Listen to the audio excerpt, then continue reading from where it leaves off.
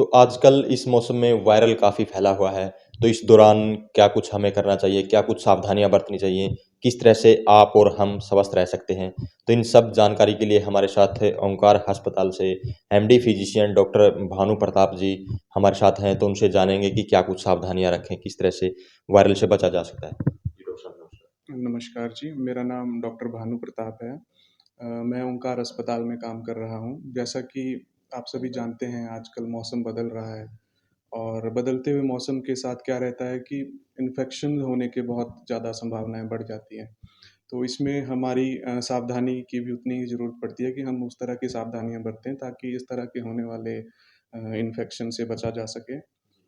इसके दौरान होने वाली जो मेन चीज़ है उसमें वायरल फ़ीवर सबसे पहले देखा जाता है। वायरल फ़ीवर जल्दी संक्रमित लोगों से एक दूसरे को फैल जाता है और इसके लिए हमें जो सावधानियाँ बरतनी पड़ती हैं वो कुछ इस प्रकार से है जैसे कि संक्रमित व्यक्ति के पास जाने से पहले अपने आप का पूरा खुद को पूरा बचाना जैसे कि मास्क पहनना, एक उचित दूरी बनाए रखना संक्रमित व्यक्ति से। और विशेष तौर पर खाने-पीने का भी ध्यान रखा जाना बहुत ज़रूरी है। इस तरह की चीज़ें बाहर का खाना थोड़ा अवॉइड करना चाहिए और जितना हो सके अपने आप को हाइड्रेटेड रखना चाहिए। पानी जितना पिएँगे, वायरल फ़ीवर से निजात पाने का एक जो सबसे अच्छा तरीका है वो है अपने आप को हाइड्रेटेड रखना।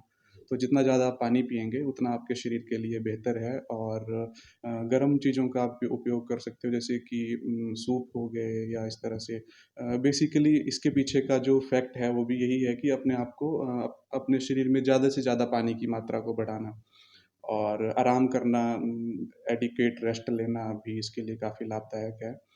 और वायरल थोड़ा-सा शारीरिक द्रव्यों के कारण भी फैलता है जैसे कि अगर आप संक्रमित हैं और आपके किसी भी शारीरिक द्रव्य के साथ किसी दूसरे व्यक्ति का कॉन्टैक्ट होता है, चाहे वो किसी तरह का ड्रॉपलेट इन्फेक्शन हो या फिर किसी तरह का ब्लड से रिलेटेड कोई चीज़ हो, इस तरह से भी हमें अपने आप को बचाना होता है।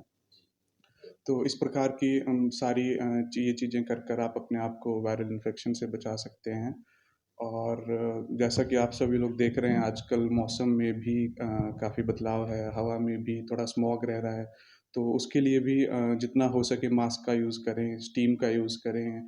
अपने आप को अगर आप बाइक का उपयोग करते हैं अपनी ट्रैवलिंग के लिए तो उसमें भी आप प्रॉपर अपने नाक को ढकें, है ना? ताकि आपके अंदर उस तरह का तेज़ी से वो हवा आपके अंदर ना जा पाए और आपको इन्फेक्टेड होने से वो बचाए। तो इस तरह की चीज़ें आप अगर अपने डेली प्रैक्टिस में लाएँगे, करेंगे तो इस तरह के इन बीमारियों से बचा जा सकता है। तो डॉक्टर साहब जैसे हर साल देखा जाता है, हर साल जैसे ही मौसम आता है, जी। तो मौसम चेंजिंग की वजह से वायरल फैलता है या कुछ मतलब हवा में इंस्पेक्शन वगैरह ये बोल सकते हैं?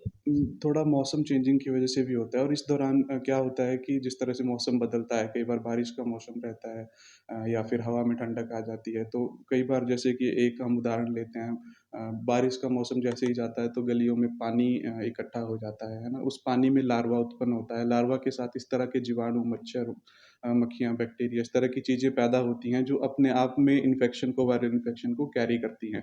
तो संभावना बहुत बढ़ जाती है कि जैसे आप उन मच्छरों, मक्खियों के कॉन्टैक्ट में आप लोग आएँगे तो आपको वो आगे से आगे वायरल ट्रांसमिट होएगा और आगे से आगे इस तरह से फैलेगा।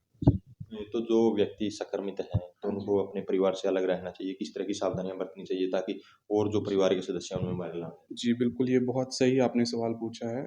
जो भी अगर आप संक्रमित हैं, तो आपको विशेष तौर पर यह ध्यान रखना चाहिए कि आप अपने परिवार से, अपने मित्रों से एक उचित दूरी बनाएँ, मास्क का उपयोग करें क्योंकि जैसे कि मैंने आपको बताया ये हवा से फैलता है और ड्रॉपलेट जो एयर में हमारी ड्रॉपलेट होती है, जैसे हम छींक रहे हैं, साँस ले रहे हैं, इसमें माइक्रो ड्रॉपलेट का हम आदान-प्रदान कर रहे होते हैं।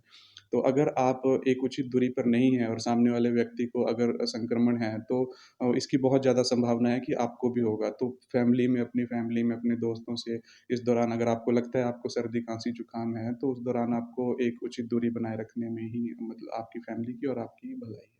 तो डॉक्टर से क्या कुछ लक्षण होने के बाद किस तरह से सलाह लेंगे? कब मिलना चाहिए? जी, अगर आपको आपके शरीर में थकावट रह रही है, आपकी छाती में दर्द रह रहा है, पेट में दर्द रह रहा है, सर दर्द रह रहा है, वायरल इन्फेक्शन एक तरह का जनरल इन्फेक्शन के साथ आता है।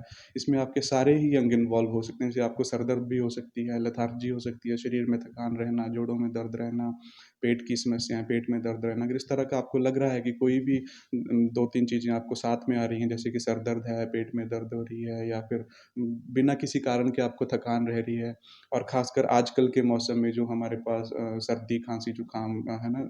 नाक में जैसे हम सूँ-सूँ हम की आवाज़ आती है नाक से, हमें पता चल जाता है कि एक इन्फेक्शन है ना? हमें कोल्ड हो रहा है। इस तरह की अगर आपको लक्षण आपको पाए जाते हैं, तो डॉक्टर के पास आएँ और अपना इलाज करवाएँ और अपने आप को और अपने परिवार को इससे बचाएँ। तो आम घर में डॉक्टर साहब जो चीज़ें मिलती हैं वो क्या कुछ हैं? जैसे एक पानी आप बोल रहे हो कि पानी पीना चाहिए, पानी भी उपलब्ध है। इसके अलावा क्या कुछ चीज़ें हैं जो अपने घर पर ही मतलब उनका सेवन करें ताकि इससे बचा जा सके? जी, अपने घर पर आप सबसे पहले सफाई का विशेष ध्यान रखें। अपने हाथों को जितनी जितनी बार भी आप एक पब्लिक यूज़ वाली चीज़ को टच करें, जिस चीज़ को सारे यूज़ कर रहे हैं, जैसे दरवाजे का हैंडल हो गया या फिर नलके का वो घुमाने वाली चीज़ होती है, वो होगी, उस प्रकार की चीज़ होगी। तो जितनी बार भी आप इन चीज़ों को छुएँ या करें, तो विशेष तौर पर ध्यान रखें कि आप अपने हाथों को साफ रखें। बार-बार अपने हाथों को अपने मुँह से ना लगाएँ, नाक से ना लगाएँ। अगर आपको लग रहा है कि आप कहीं बाहर से आए हैं, तो अपने हाथों को साफ करें, उसके बाद ही अपने हाथों को अपने मुँह के साथ टच करें। अगर आपको अचानक से छींक आ जाती है, तो विशेष ध्यान रखें कि आप डायरेक्ट किसी के सामने ना छींक दें, हवा में भी छींकने से थोड़ा परहेज़ करें। छींकने का जो बेहतर तरीका है, आप इस तरह से हाथ करके अपनी कोहनी में आप छींकें, तो उसमें आपकी भी भलाई है, आपके हाथ भी गंदे नहीं होंगे और क्योंकि छींक तो अचानक किसी को भी आ सकती है, आप ज़रूरी नहीं आप प्रिपेयर खड़े होंगे, तो ये कोहनी को यूज़ करना सबसे बेहतर तरीका है। इससे आप आस-पास भी लोगों को बचाएँगे और अपने हाथों को भी संक्रमित होने से बचाएँगे। इस तरह की चीज़ें जब हम अपने घर पर विशेष तौर पे ध्यान रखेंगे, तो ये इन चीज़ों से बचा जा सकता है। ख़ासकर खाने की चीज़ें को ढक कर रखें, उस पे कोई मच्छर-मक्खी बैठ रहा है, तो वो ना होने दें। अपने घर की सफाई रखें, जिस तरह से डिसइन्फेक्टेंट आते हैं, प्रॉपर झाड़ू-पोछा लगाएँ और वायरस को फैलने से रोकें। तो ये थे हमारे साथ एमडी फिजिशियन हैं डॉक्टर भानु प्रताप जी, जिन्होंने वायरल से संबंधित जो महत्वपूर्ण जानकारी है दी, क्या कुछ खाना चाहिए, किस तरह से अपने आप को बचा जा सकता है और आपके परिवार को बचाया जा सकता है। तो इस वीडियो को ज़्यादा से ज़्यादा शेयर करें, लाइक करें, कमेंट करें ताकि ज़्यादा से ज़्यादा लोगों तक ये मैसेज पहुँच सके।